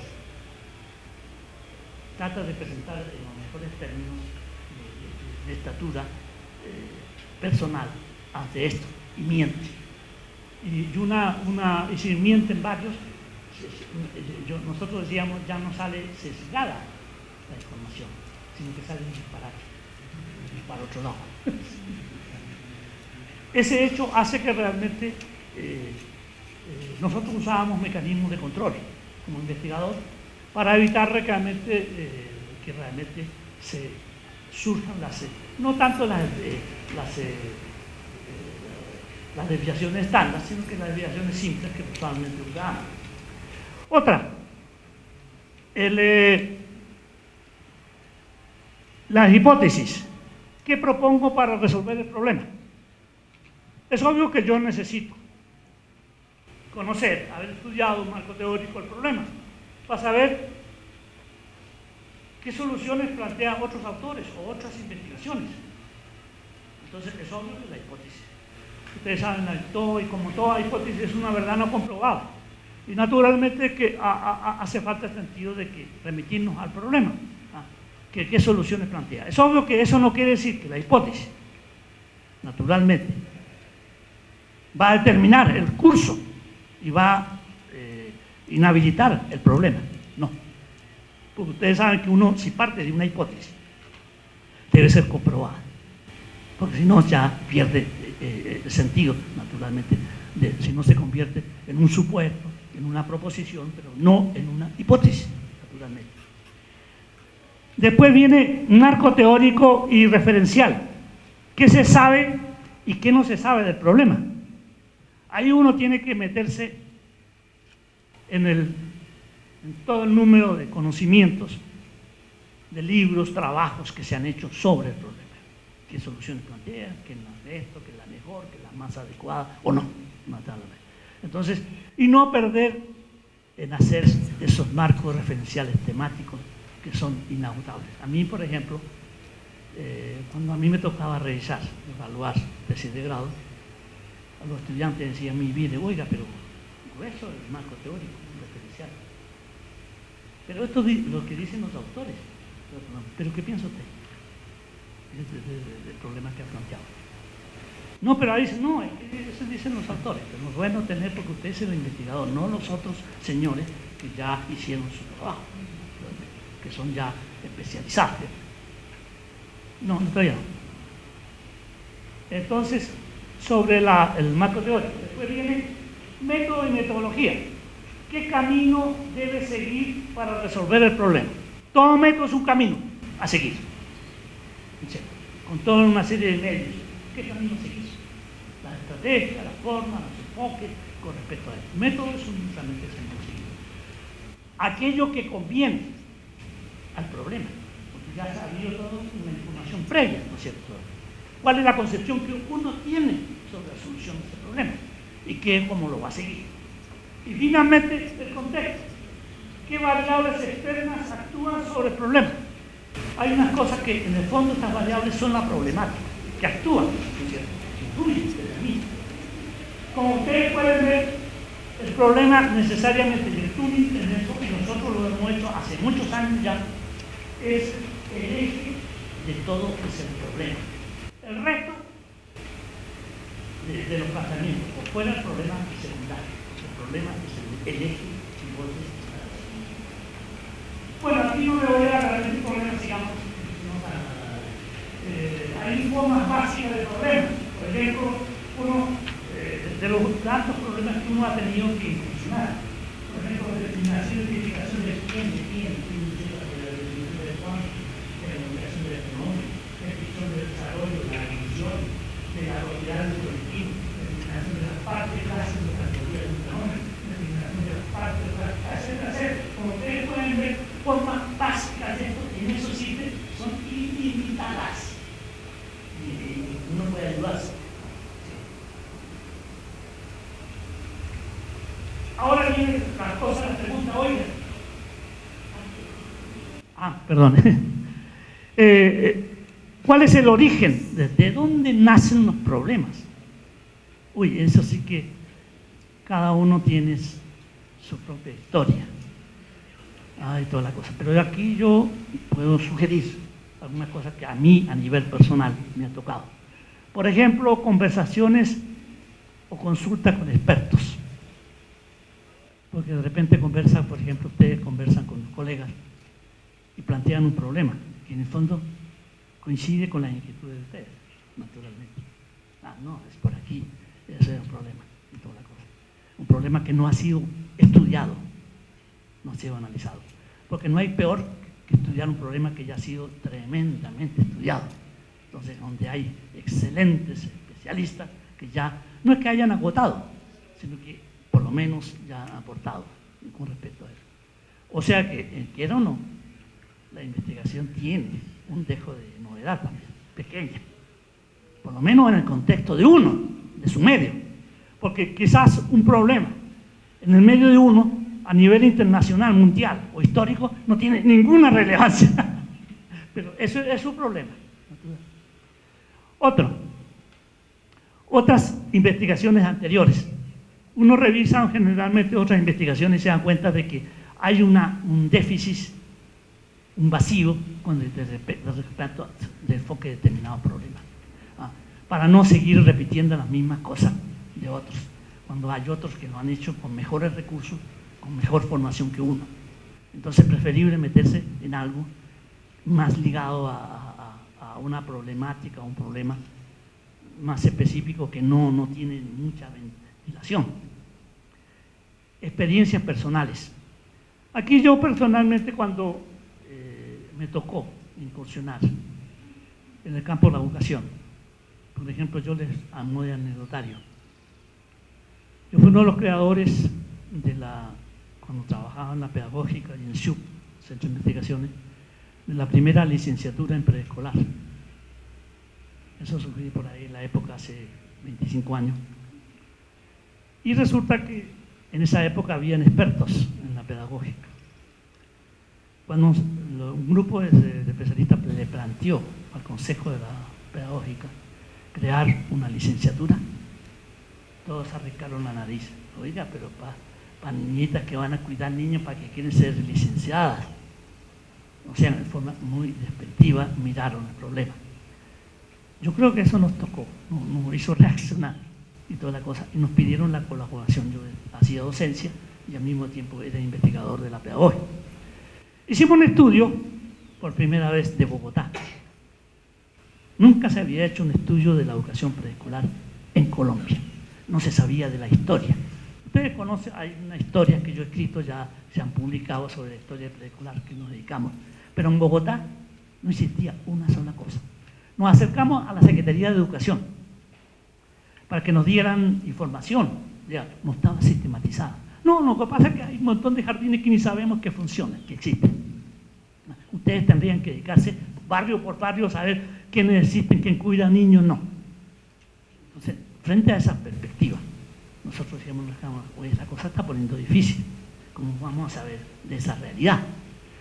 Y al equipo de estudiantes de la pedagogía, que fueron más o menos 50, lo desplegamos por todos los medios de comunicación, especialmente El Espectador y El Tiempo, para que ellos vieran todos los avisos, se cuidan niños, esto, y así sucesivamente, y fueron anotando con los teléfonos. Entonces, la cosa más divertida que hicimos nosotros es que las muchachas iban con un niñito. Mire, señora, yo vengo aquí a escribir, yo vivo en el barrio, un niño para el preescolar, ¿usted tiene función? Ah, sí, aquí funciona. Claro, no había sido reconocido por la Secretaría de Educación porque no habían los mecanismos de control que existen ahora, naturalmente. Entonces, decía, y empezaban a preguntar a la maestra, oiga, ¿cuántos niños hay acá? ¿Cómo funciona? ¿Qué actividades realiza? Y lo iban memorizando. Salían de fuera y anotaban todo. Y así, de la forma más primitiva, dirían poco científico, logramos hacer un censo que fue publicado. Se fue publicado un libro de un censo de la educación preescolar en Bogotá, que era el territorio. Después ya comenzó a desarrollarse toda una serie de trabajos a nivel internacional, hasta que preparamos todo un trabajo y lo presentamos al Consejo. Era imposible rechazarlo. Era un estudio muy serio, de 2 años, y fue aprobado por primera vez la licenciatura en preescolar, que fue la primera que funcionó en Colombia, la de la pedagogía. Entonces a nosotros nos produjo mucha satisfacción que un trabajo investigativo pudo generar un cambio y toda la cosa. Y ahora la gente, esto de licenciatura es algo normal, que se acepta. Hasta el grado, cuando vino el experto de PISA, hace poco, se entrevistó con el doctor Santos, el presidente Santos, dijo, mire, lo que pasa es que aquí en Colombia es muy bajo, debieran aumentar un nivel más del preescolar. Yo estoy hablando textualmente de lo que dijo. Porque en países como Finlandia tienen más preescolar porque el problema de la formación científica, cognitiva, viene desde abajo. Y dijo una cosa, la falta de correlación que existe entre preescolar, primaria, secundaria y universitaria. Que puede ser, o sea que no son ciclos cerrados, como diciendo se acabó aquí y comienza lo otro, borrón y cuenta nueva. La continuidad desde el punto de vista metodológico, curricular, toda la cosa. Lo que dio el especialista en la prueba PISA, que tuvo acá una serie de entrevistas. Pero también sugirió otra cosa el señor de la OCDE, a propósito de la investigación. El señor de la OCDE, que ustedes saben que agrupa los países más industrializados, más ricos, que Colombia está tratando de ingresar en la primera fase, dijo lo siguiente: mira, no basta con hacer investigación, que se publiquen libros o estudios. Debe haber un monitoreo para saber si lo que se investiga tiene algún efecto. Porque si no, la investigación se convierte en una cosa puramente mentirosa, ¿no es cierto? O sea, no sabe qué efecto tiene. Uno dice, mire, oiga, nosotros no hemos hecho tal investigación, aquí está el informe. A mí me ha tocado, por ejemplo, tratar de continuar el trabajo investigativo. Pero las universidades, alguna vez en donde yo he estado laborando, dicen, no, se acabó el presupuesto, si quiere ustedes siguen. Yo he seguido. Yo me he ganado, es curioso, yo me gané el derecho. Yo fui durante 10 años director del CIFE, un grupo que se mantuvo en el nivel A de conciencia. Pero yo que discrepé tanto de conciencia, ¿cómo me mantuve 10 años metido? No, es que me compré mi tiempo. Como diciendo, yo cumplo con lo que ustedes dicen para su acreditación y yo voy a hacer lo que considero que es conveniente y toda la cosa. Entonces, ese hecho hace de que realmente no sabemos si los estudios, según el contexto, tienen algún efecto. ¿A qué llama efecto? Bueno, impacto, beneficio, que contribuyan naturalmente a un cambio dentro del medio. Es obvio que los medios cambian, ¿no es cierto? El medio, por ejemplo, interno, es de una aula, de una clase. ¿En qué medida ayuda al desarrollo de la clase? Y un contexto más amplio de la carrera, de la universidad, del país, del mundo, el contexto. Sí. Bueno, sigamos. ¿Qué es un problema? Dificultad que no puede resolver automáticamente, sino que requiere una investigación conceptual o empírica y que se logra a través de métodos científicos. Hay métodos, naturalmente, y no vamos a hablar sobre el método, pero lo que nosotros no podemos resolver por otras vías, tenemos que usar la investigación, naturalmente. Sigamos. Justificación del problema. ¿Por qué el problema? ¿Para qué el problema? ¿A quién beneficia la resolución del problema? Son preguntas inevitables. ¿Por qué? Porque cuando nosotros diseñamos una investigación veíamos la viabilidad, además, y el impacto que podía tener. Nosotros no podemos arrogarnos el derecho de decir, yo soy inteligente, yo conozco, soy especialista, y el problema es este. Porque el problema hay que consultarlo, tomar la indagación del medio donde se actúa. No podemos inventar un problema, porque yo como persona formado considero que es importante. Yo creo que realmente eso es muy, muy importante. Seguimos. Delimitación del problema. Por ejemplo, esos aspectos. No se puede tampoco, igual que el tema, ampliarnos, inundarnos toda la cosa. Hay una delimitación. O sea, la definición es una forma de delimitación. Delimitar el objeto en el espacio físico geográfico. Delimitar en el tiempo. El tiempo realmente es necesario, importante. Determinación de los recursos disponibles. No se puede meterse en una investigación o resolver un problema si no tiene los recursos para hacerlo, y el tiempo tampoco. Eso se llama viabilidad. Determinación, delimitación teórica y técnica del equipo de investigación. Si el equipo no está preparado para resolver, o apelamos a personas que nos ayuden, que nos asesoren, o buscamos o simplificamos el problema. Niveles y grados de viabilidad del estudio a nivel general y acceso a la fuente de datos. Otra cosa, si no hay fuente de datos, entonces ¿cómo nos vamos a meter a investigar el problema? Imaginemos que la fuente de datos existe en China, en Inglaterra, en España. No, yo sé que en Internet, por ejemplo, nos dan todas unas posibilidades, pero previamente hay que hacer cualquier estudio, cualquier problema que se va a investigar, se debe someterlos a los criterios de viabilidad, o sea, de que sea posible en cuanto a todas estas cosas: tiempo, recursos, formación, etcétera, etcétera. Bueno, yo creo que dejaremos aquí. Esto podríamos hablar toda la mañana, pero yo realmente me gustaría, si es posible, preguntas, consultas o cualquier tipo de cosa de un tema que honestamente es interminable. Es un cuento de nunca acabar. Yo, a través de 35 años, 40 años como investigador, a mí realmente me he enriquecido, y la vía de comunicación, la vía transmisora, han sido mis trabajos, mis libros, mis seminarios, y en eso he estado participando ahora con la Asociación Colombiana para el Avance de la Ciencia, a través de 20 años que estoy ligado a esta asociación, y precisamente ella que auspicia para esta tarde un evento que tenemos mañana, hoy día y mañana, un seminario de taller. Bueno, queda abierto entonces la pregunta.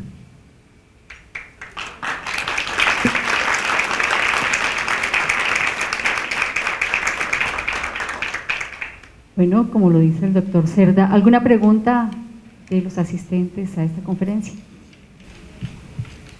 Yo quisiera hacerle la pregunta relacionándolo con el pensamiento complejo de Edgar Morin. ¿Usted ve que este tipo de pensamiento aporta, que acá en Colombia valdría la pena explorar un poco de este tipo de pensamiento, o simplemente es un estilo de pensamiento como tantos otros, pero no generaría una profundidad orientada hacia la investigación? Bueno, realmente yo admiro mucho a Edgar Morin.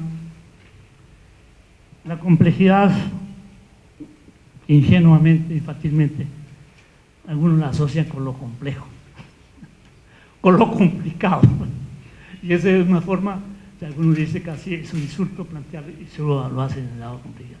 Es obvio que, quiero o no, Edgar Morin es un dialéctico, y retomó un poco de la dialéctica clásica hegeliana, los conceptos de ella. Los que conocen un poco ya la dialéctica hegeliana, y que tuvo algún eco naturalmente en la dialéctica marxista, pero fundamentalmente yo me he quedado mucho en la dialéctica hegeliana, en donde hay varios principios dialécticos en términos de la dinámica, de los cambios, la flexibilidad, y especialmente todo tiene que ver con todo. Todo tiene que ver con todo, que son los principios que realmente plantea la dialéctica, y que en el fondo Edgar Morin lo retomó.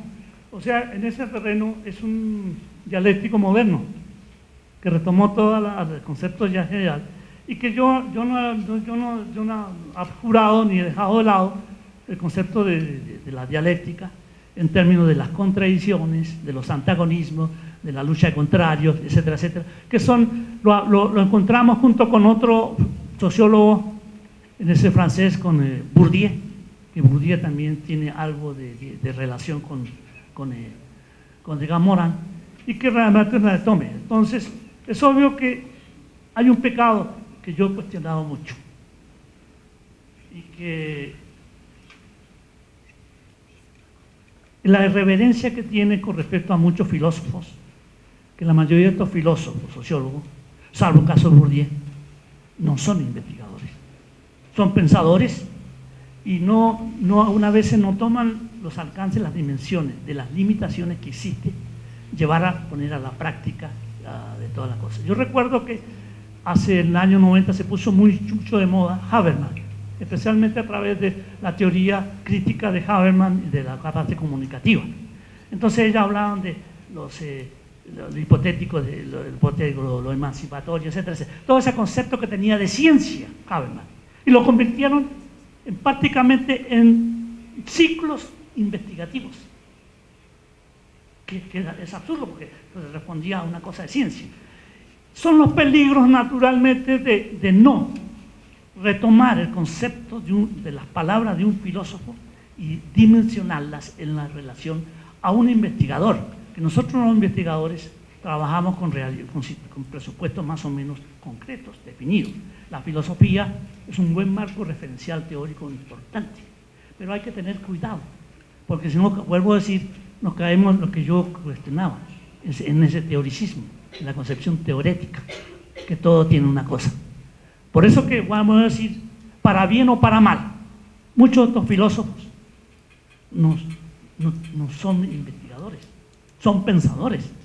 Retoman muchas experiencias del mundo actual, de la experiencia histórica, pero no podemos convertirlo, sus palabras, en una medida de algo que no son.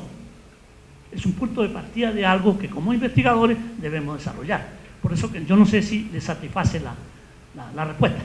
Podríamos hablar mucho. Yo admiro mucho a Edgar Morin, naturalmente, en todas las medidas, pero hay una medida en las cosas.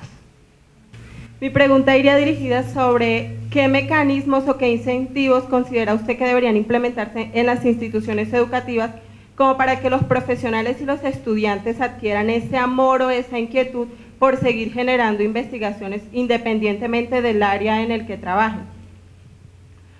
Mire, eso ha sido una solución realmente difícil, porque hay que ser honesto. La mayoría de las universidades viven enfrentados a la cuestión económica. Algunos dicen que son realmente, las universidades son entes comerciales que sobreviven en base al incremento de las matrículas. A diferencia de las universidades oficiales, que tienen un presupuesto fijo. La Nacional, por ejemplo, si alguien lee o no la investigación o los libros que publican, algunos dicen no importa un carajo, porque ya está financiado. Y lo que estoy diciendo no es una cosa abyecta o gratuita. Yo recuerdo que mi cuñado, no sé si ustedes lo ubican, mi cuñado se llama Escobedo. Él hizo toda la cosa de psicólogo, egresado, pues fue el director del programa de los Andes. Conocía a ese compañero del liceo francés de Altar-Mocus. Cuando dejó la rectoría, Altar-Mocus fue a mirar unas bodegas y vio unas toneladas de libros en las bodegas de la Nacional. Ya no era rector. Dijo, ¿y qué es esto? ¿Qué pasa con esos libros? Ah, no, son los libros que eran por cientos. Algunos ya tenían polvo, telaraña y toda la cosa, acumulado de hace más o menos 20 años o más. ¿Por qué? Los libros se hacían en intercambio. La Nacional hace mucho intercambio, envía libros por todos los lados. Estudios e investigaciones muy buenas, muy serias, y estudios muy buenos. Se le regala a los autores, se hace una reserva y punto, se agota. ¿Y qué se pasa con el resto? Algunas veces se publican, según el tipo de libro, 100, 200, 500, hasta 1000 ejemplares. Y la mayoría quedan ahí acumulados. Libros, estudios, investigaciones valiosísimas que no son naturalmente dadas a conocer. No se divulgan. Pero allá no le da igual porque ya están financiados. Ya no va a haber pérdidas, se vendan o no, se regale o no, ya está, es un presupuesto fijo.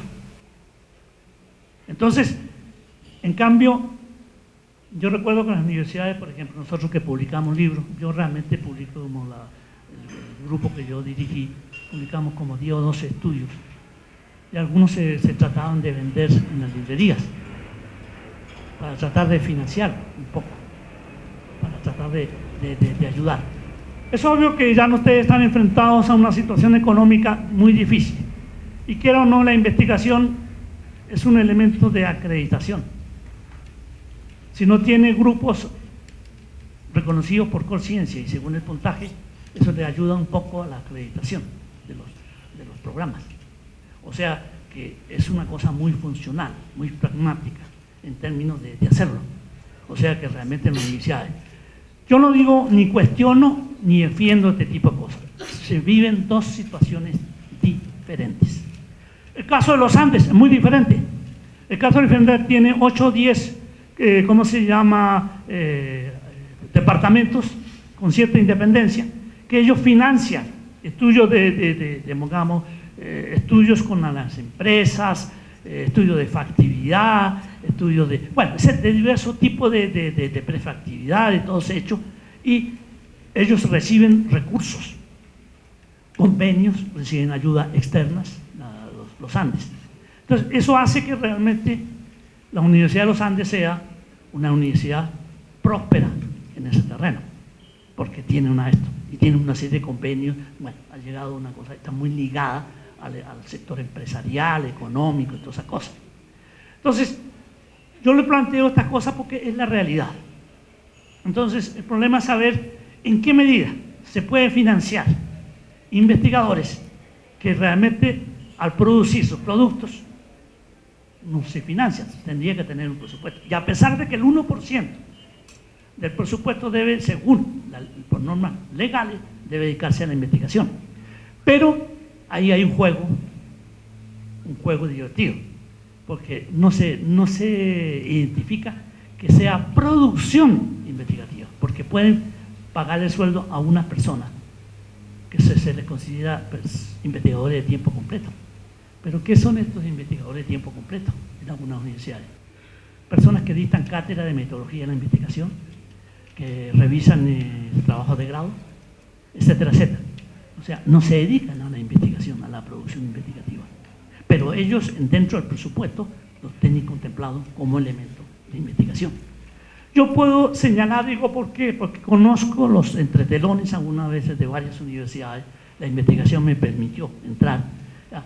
Y eso realmente, no vuelvo a decir, no cuestiono ni justifico, pero sí esa es la realidad. Desgraciadamente un muchacho, una persona que hace esfuerzo, va a hacer una maestría en una universidad de cierto prestigio y regresar aquí, eso buscará mejores condiciones económicas, de acuerdo a su hoja de vida, si es una universidad prestigiada con respecto a eso. No va a decir, pues yo me voy a dedicar así románticamente a la investigación y apenas voy a recibir el salario mínimo y toda la cosa. Es obvio que realmente ahí viene toda una serie de situaciones y eso nosotros la hemos vivido. La vivimos permanentemente y la van a seguir viviendo hasta que realmente hay un cambio. Buenos días. Mi pregunta estaría orientada a lo siguiente. Nosotros conocemos que la investigación, desafortunadamente, no se debe hacer raspando pues el recurso con que se va a hacer dicha investigación y que el Estado colombiano, por lo menos en nuestro caso, asigna parte del Producto Interno Bruto a la investigación. Subjetivamente pienso que lo que se está aplicando, lo que se está dirigiendo a la investigación por parte del Estado para animar la investigación es pírrico, lo que nos está llevando precisamente al desgano a la investigación, no para justificarlo, pero sí creo que cuenta mucho en las decisiones nacionales, porque sí hay anhelo y vocación de investigación, pero no hay recursos suficientes por parte de la autoridad competente estatal para que esto suceda. Quisiera pues ahí su aporte. La pregunta surge a través de qué canales se encausan esta ayuda a la investigación. Sabemos que realmente se convirtió en un departamento Colciencia, que es el organismo que realmente se encarga de financiar todas las propuestas, no solo de las universidades, bueno, particularmente el 99% son universidades, de financiar aquellos proyectos de instituciones que pueden ser universitarias o no universitarias. Cuando tuvo el Doctor Restrepo acá, que ustedes saben, el doctor Restrepo fue hace 3 o 4 años el director de Conciencia. Él es un físico destacadísimo, eterno director, o sea, rector de la Universidad de Antioquia. Yo tuve la posibilidad, a mí me sugirió entrarme como evaluador de Conciencia. Yo en esa época, quizás con el doctor Restrepo, pero ahora se hace muy difícil porque la política han cambiado. Desgraciadamente se ha convertido en un botín político, en donde algunas veces han pasado de sucesivos directores correspondientes a diversos grupos políticos, y eso se ha torcido un poco el verdadero objetivo de la Conciencia, que algunas veces con pocos recursos, realmente Conciencia, a pesar de que realmente se ufana ese departamento administrativo, tiene pocos recursos al lado de las demandas tremendas. Le advierto que una cosa, que más o menos de acuerdo a una compañera, concretamente Diana Rúa, que es la encargada de Ciencia de Educación del Departamento de Ciencia de Educación de Conciencia, me decía, mira, aquí se presentan más o menos anualmente cerca de 5.000 proyectos propuestos y solo queda ni el 10%. Se rechazan por diversas causas, porque algunas veces son poco rentables, poco fiables, según ellos con problemas en la parte metodológica, porque ustedes saben que el modelo de Conciencia no es un modelo metodológico científico. El modelo para presentar proyectos es un modelo económico, ¿no es cierto?, para presentar, porque el Estado debe tener con claridad que financia. Y ustedes saben que en eso sí que el Estado, los funcionarios, se preocupan más de la forma que del contenido. ¿Por qué? Porque puede llegar la Procuraduría a mirar, oiga, usted desvió los recursos de otro lado y le puede tener serios problemas legales. Entonces, en general, Conciencia tiene los mismos problemas que enfrenta la burocracia en general. Por ejemplo, realmente para justificar, la cosa que ustedes estamos presentando ahora con la ingeniería, la famosa regalía. El tema de la regalía, por ejemplo, el doctor Restrepo tenía la idea de que muchas de estas regalías pasaran, así como se le reconoció un 5% para el desarrollo de la ciencia y tecnología, que se centrara en Conciencia.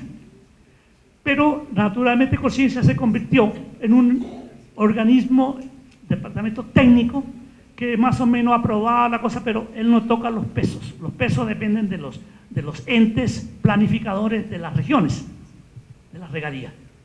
Entonces prácticamente él no determina ni recursos. Dice, está bien metodológicamente, está bien presentado y punto. Pero no cuestiona para nada si la asignación que se dio era demasiado, era escasa y todas esas cosas. Entonces es un problema muy serio del Estado, porque FONAVE también, u otros, por el problema de saber a través de qué organismos estatales se puede financiar la investigación en Colombia. Prácticamente Conciencia es infrancable. No sé si ustedes han tenido posibilidad de participar en algún grupo reconocido de Conciencia. No sé si hay alguien acá, allá. Ustedes saben, ustedes ya conocen el nuevo modelo para la medición y para la presentación. Ha habido muchos cuestionamientos de que se le da mucha importancia a los grupos grandes y no pequeños, por las características y todas esas cosas. Es obvio que la burocracia y la complejidad para ascender ese tipo de cosas está en esto, que requiere en algunos casos especialistas en este tipo de cosas. En tal grado que nosotros contratamos para nuestra aceptación, que manejaran toda la cosa de los Blacks, el modelo de medición, etcétera, etcétera, esto. ¿Por qué? Porque ellos nos sugerían, oiga, si usted le mete en esto, le va a subir el puntaje. Entonces, nosotros no estábamos seguros para quién estábamos investigando, para la universidad, para el medio colombiano o para la Conciencia, para aumentar el puntaje. Teníamos gente contratada, una especialista que se dedicaba a mirar, oiga, yo le sugiero que este producto que tienen ustedes lo están presentando mal. Si lo presentan de esa forma, le va a subir el puntaje. Y era el mismo producto. Entonces, está en la complejidad y esa situación la están viviendo otras universidades, donde dedican gente especializada al manejo naturalmente del aire. Y ese es el organismo principal que financia, gestiona la investigación científica en Colombia, por ciencia, por ley. Si ustedes me dicen, me sugieren que pueda haber otras alternativas diferentes, perfecto, me las pueden decir. Yo digo porque 10 años metido luchando en conciencia para mantener el nivel A. Era fatigoso. Llegaba un momento que decía, oiga, pero no tiene nada que ver con lo que yo estoy investigando, porque nosotros hemos publicado libros. O sea, si no baja el puntaje, sube el puntaje. Y algunas veces, y ustedes saben, no sé si usted que conoce se ha metido en el Civilac, Grublac, en todo, en Cienticol, ¿no es cierto? Y metido en esa cosa, se da cuenta del juego, del juego que hay que hacer para incrementar ese puntaje. Bueno, y damos un fuerte aplauso al doctor Hugo Cerda por su participación. Profesor Hugo Cerda, bienvenido a la Uniminuto Virtual y a Distancia. Estamos en el primer encuentro del programa de Psicología Nacional. Queremos hacerle las siguientes preguntas. La primera, ¿cómo vincular la investigación a la práctica docente y al trabajo con comunidades? Bueno, yo tengo 2 trabajos a propósito del tema. Uno de ellos es lo que yo denomino investigación formativa. Y hay otro, por ejemplo, que es la investigación en el aula. Son 2 textos que naturalmente están orientados un poco a ampliar un poco las funciones del trabajo investigativo, porque generalmente existe el convencimiento de que toda investigación exige un producto final, tangible, concreto, externo, comprobado naturalmente. Pero ahí viene en qué medida la investigación hace parte un poco de la formación pedagógica. En la investigación formativa yo establezco que formar es modelar, o sea, realmente incorporar en cierta medida todo un conjunto de experiencia y conocimiento en el fuero interno de las personas. O sea que al formarse la gente cambia, incorpora ese conocimiento y naturalmente piensa, siente mucho mejor con respecto a eso. En ese contexto, naturalmente la investigación formativa ha contribuido a través de unas técnicas ya ampliamente conocidas, como la investigación acción participativa, etnográfica, etcétera, etcétera. Son formas de que realmente ayudan a la formación pedagógica.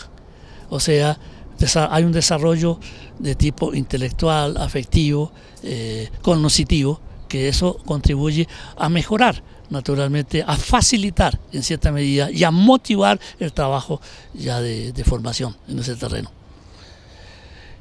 Bien, desde su perspectiva, ¿qué recomendaciones y sugerencias le daría a los procesos investigativos que se tienen en los programas en modalidad distancia y virtual? Yo estuve realmente hace 25 años vinculado a una de las primeras experiencias a nivel de educación a distancia, la Universidad de Santo Tomás, cuando fue unas universidades pioneras hace 25 o 30 años. Cuando yo llegué al país me llamaron desde la pedagógica para colaborarles en esto. Es obvio, ahí se plantearon una serie de conflictos y problemas con respecto a lo presencial y a la distancia. ¿En qué medida se podía llevar lo presencial a la distancia y en qué medida se desdibujaba y perdía un poco el sentido, el verdadero significado de conocimiento y todas las cosas? Ustedes saben que realmente todavía hay gente que tiene muchos prejuicios con respecto a la investigación, perdón, a la presencial o la cosa virtual. Como apoyo, como acompañamiento sí, pero no como eje central de un proceso formativo. Entonces, pero yo considero que realmente la investigación naturalmente debe, con todo el proceso de flexibilización, debe ayudar. ¿Por qué? Porque investigar es indagar, buscar, a responderse preguntas, problematizar, o sea, concretamente ayuda en cualquier instancia, sea presencial o sea a distancia o virtual, son las mismas instancias que genera. Entonces, yo creo que en eso es una gran oportunidad para que en forma independiente, con la guía ya de un profesor, con mucha independencia, los estudiantes en los diversos núcleos, en los diversos sectores donde ellos trabajan fuera, desarrollen libremente el trabajo investigativo. En ese terreno yo creo que debe ser una metodología un poco más flexible, no tan esquemática como toda la cosa. ¿Por qué? Porque si no realmente termina mucho dependiente un poco del instructor, del orientador, ya a nivel virtual. Eso es más o menos esto. Lo que pasa es que es la flexibilización, y eso deben ayudarse, por ejemplo, a crear las condiciones necesarias para que la herramienta investigativa tenga el efecto y la virtud, pero entendiendo la investigación no como una aplicación mera de una serie de normas, requisitos metodológicos y todas esas cosas, sino que como un acto de indagar, buscar, preguntar, etc. Bien, por último, ¿cuál es su opinión con respecto a la investigación que se lidera en las instituciones de educación superior en Colombia? Bueno, ustedes saben que en eso yo no me quiero remitir a las estadísticas, pero en ese terreno la educación superior colombiana y en general el medio colombiano está a la saga con respecto a otros países latinoamericanos y a nivel mundial. Realmente se investiga poco, y al investigar poco la pregunta surge: ¿cuál es la causa? Recursos, falta de motivación, falta de medio, claridad con respecto al camino a seguir en la investigativa. En ese terreno yo creo que más que nada de productos, que se aplican mucho los productos tangibles, como diciendo: oiga, estas investigaciones yo las cuento por número, pero yo creo que la formación, el espíritu informativo, investigativo, yo creo que es fundamental. Y para eso, vuelvo a decir, habría que replantearse un poco la forma de abordar la formación investigativa y no convertirla en una mera información, sino que convertirla en un mecanismo de formación.